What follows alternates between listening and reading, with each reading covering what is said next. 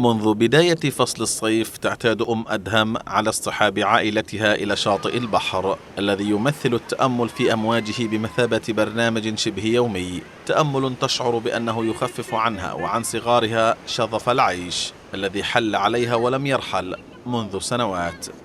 والشاب قتلنا، احنا دورنا زينجو، بنجي على البحر بنغير جو، بنطير نضيع معنوية الأولاد الصغار، تعبانين احنا عيشتنا عيشة تعب عن جد. يعني الواحد بيجي على البحر يفضفض ويشكي همه للبحر.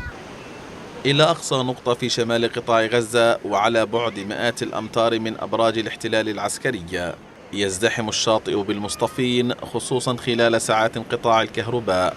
يلعب الأطفال والكبار يدفنون أجسادهم في رمال الشاطئ علهم يدفنون ضغوط الحياة التي لا تنتهي.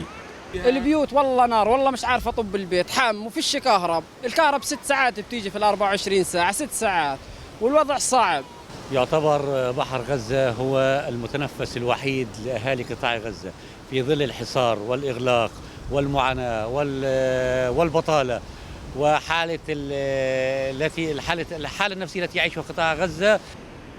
الاصطياف كذلك يشكل فرصة لكثيرين لتوفير مصدر رزق خلال أشهر الصيف.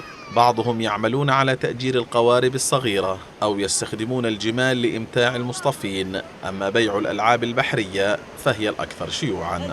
كل صيف بنزل على البحر، بترزق من البحر وببيع والله برزقني. الصيف مصدر دخل إلنا في قطاع غزة، مع إننا محاصرين.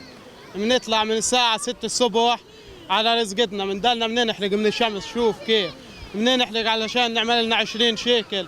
شاطئ البحر الملوث في معظمه بحسب سلطة البيئة يبقى المتنفس الوحيد لغالبية الغزيين الذين تحرمهم أوضاعهم المعيشية الصعبة من الاصطياف في بعض الفنادق والمنتجعات السياحية، ولا يبقى لهم سوى الشاطئ يقضون فيه جل أوقاتهم وحتى ساعات متأخرة من الليل.